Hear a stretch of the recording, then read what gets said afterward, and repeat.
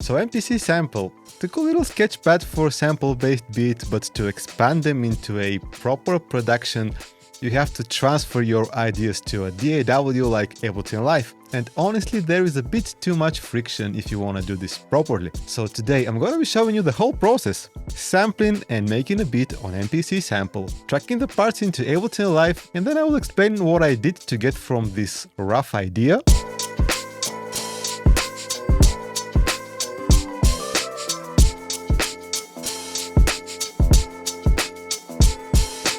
to this finished track.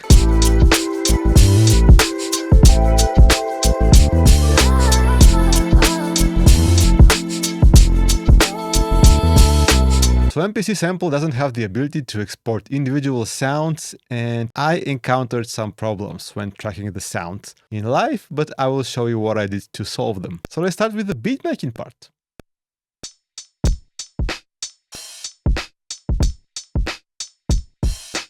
I laid down some drums using the stock samples, and in addition to the single drum hit, adding loops and stretching them slightly or changing their pitch can result in some nice unexpected grooves.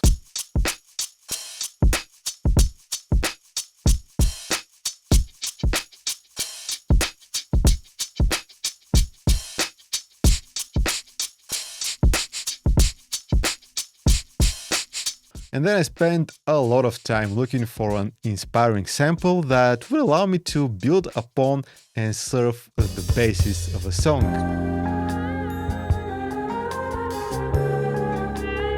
I was honestly about to give up, but when I stumbled upon this part in I Can See the Sun in Late December by Roberta Flack, I knew I had found the vibe. I applied a high-pass filter on the sample to remove the bass because I knew I was gonna add my own bass line, and then I did a quick lazy chop. And the next challenge was syncing it to the tempo of my drums. So for this to work, you need a properly cropped loop, and I had 4 bars. But even though MPC Sample has real-time warping, it didn't really work all that well. The warping has 2 modes. One of them is repitch, which changes the pitch to match the tempo, which is honestly not that useful if you want to stay in some sort of key and add your own bass and other melodic parts. And the other one, it's time stretch. It does allow you to change the pitch in semitones, also change the tempo without affecting the pitch. However, unless you stay really close to the original BPM or pitch, the sound quality is honestly pretty bad.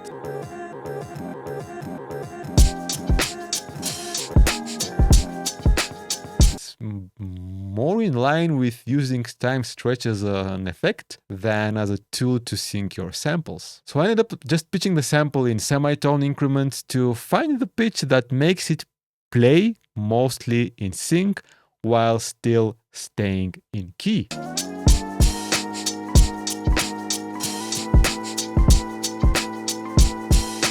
I didn't use warping at all.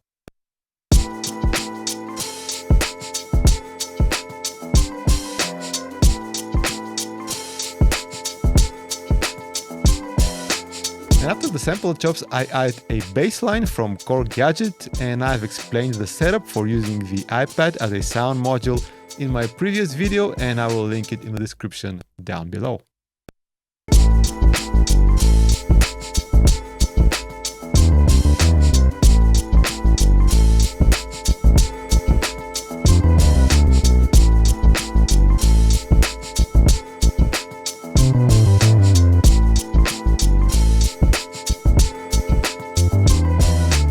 And so this first sequence actually ended up as the B section in the final arrangement, and this second one was actually the main sequence.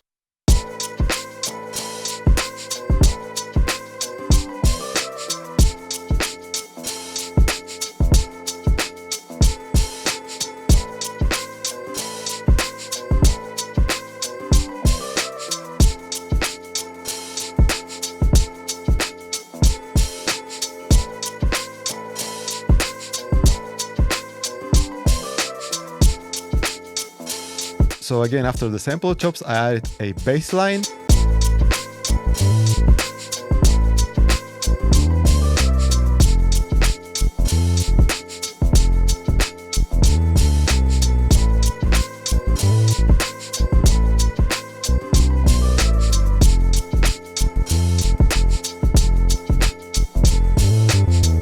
the simple Rhodes chord progression.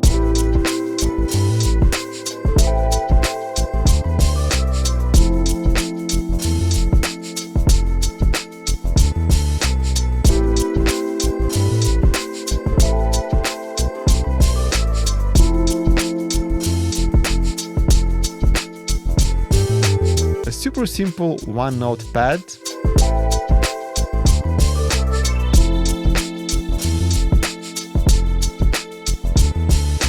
And then I layered the Rhodes with the same chord progression, but this time played with the vocal pad.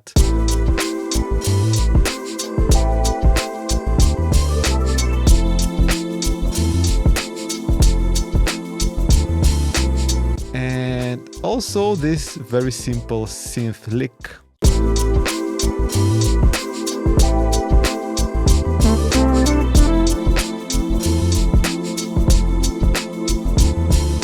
So yeah, the vibe is there, but it needs polishing, cleaning up the mix, and an arrangement. And so here's how I tracked it in Ableton Live, and this is the more technical part of the video, but if you're only here for the music, I will break down the finished beat at the end of the video. So MPC Sample really needs the option to just export separate tracks as audio. Technically, it only has one track, but I'm referring to exporting each sound you've used in a sequence as audio file. And maybe this will be added in an update. I think it's really important, but for now we'll have to record each sound one by one into Ableton Live. Or alternatively, I think if you have a bigger MPC such as One, Live, X, I think you can load the MPC Sample project there and export it. Also, I registered MPC Sample to my InMusic account, but didn't get a license to the desktop software to open the project on my computer. So here we go. I've connected MPC Sample via USB to my Mac, and this is all we need. MPC Sample sends audio via USB. So in Ableton Live's audio settings, we need to set MPC Sample as audio input. On an audio track, we set inputs to external in, track 1 and 2, record enable, and we can turn monitoring to auto to be able to hear what's playing from MPC Sample. So cool audio is coming from MPC Sample, however, we are clipping the sound is quite distorted. But hey, if you ain't redlining, you ain't headlining, you know? But yeah, honestly, we can't record it like that. But the main volume knob on MPC Sample is just analog volume. It doesn't affect the sound that is transmitted through USB. So if your level is too hot like mine is, to turn it down, you need to be in sample mode, press this button to go to mix, hold shift, and as you can see, we have kit volume here. So we can turn the whole project down from this knob. So we turn it down until we no longer see clipping in live.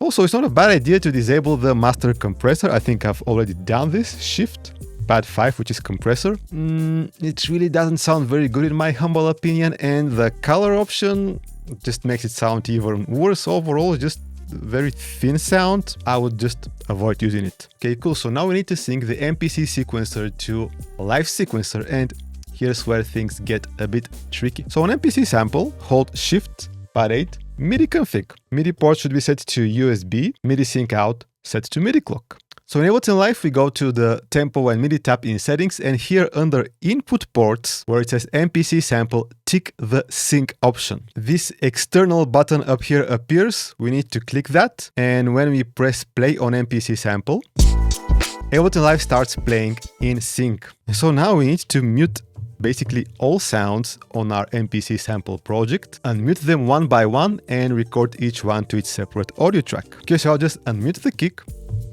hit arrangement record, hit play on MPC.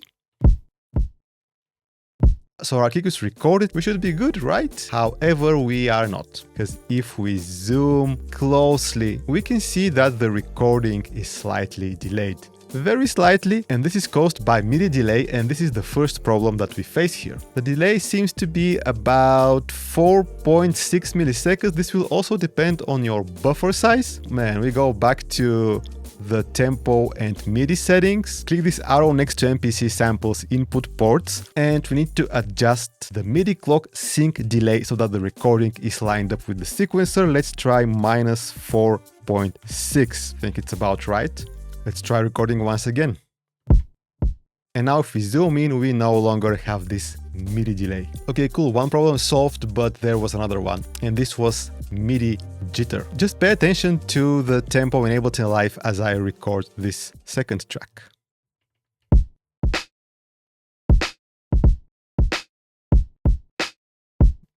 The tempo of Live Sequencer fluctuates, and this isn't a problem with MPC Sample in particular, but something that people often encounter when syncing computers and Grooveboxes. Okay, so now I've tracked all the parts, and if you pay attention to the BPM down here, each clip actually is recorded at a different BPM. And also, as you can see, Live fixes them automatically by applying warping.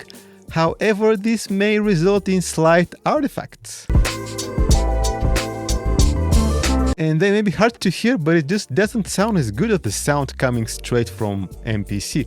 And sure, we can of course select all clips and disable warping, but then I kind of feel like the groove is slightly shifted. It's super slight, but it just doesn't sound as tight as it was coming right from the MPC. And again, it's a small difference, but to me it matters. And this beat in particular, it has so many percussive parts, I just don't like how it makes it sound. It's just not as tight. Unfortunately, I don't have a fix for this. What I did was I tracked all drums together, which results in less flexibility when it comes to mixing them in Live, but this way the groove stays locked in better. I also tracked another version of the drums without the kick in case I wanted to remove it in some part of the arrangement. So honestly, this track was composed almost entirely on the MPC Sample. In Live, I did the arrangement, mixing, mastering, generally the whole production, but didn't really add any new musical parts. I just chopped up this vocal sample. We gotta go! And added some spoken word bits that I sampled from GTA 5 and just layered the snare to make it a bit more prominent. And as far as mixing goes, I used Roar to beef up the drums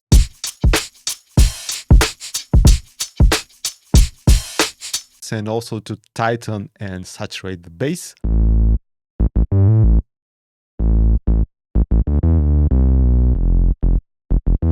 And if you ever watched any of my breakdowns before, you probably know that I use heavy sidechain compression to make sure the drums and bass hit without all the keys and samples getting in the way.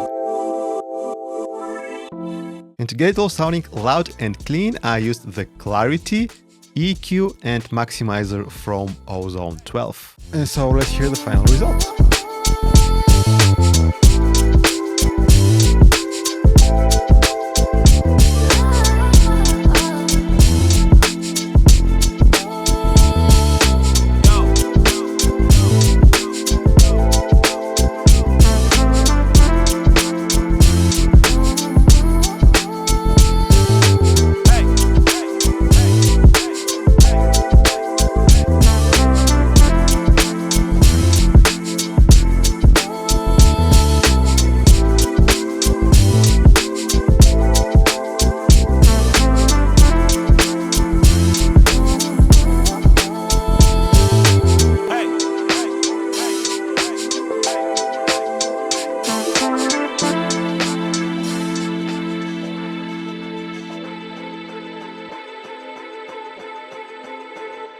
Damn, that was good.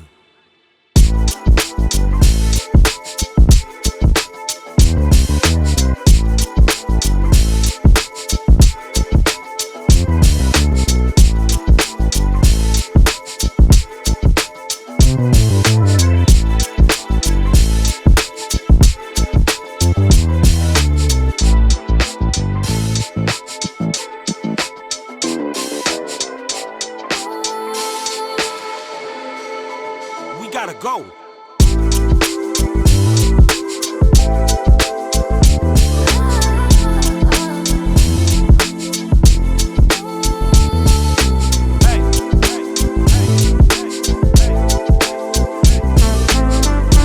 And if you enjoyed the video, I'd really appreciate it if you hit the like button, subscribe if you are new here. A great way to support the channel would be to check out my packs from the link down in the video description. Check out more videos about MPC Sample up here, and I will catch you later.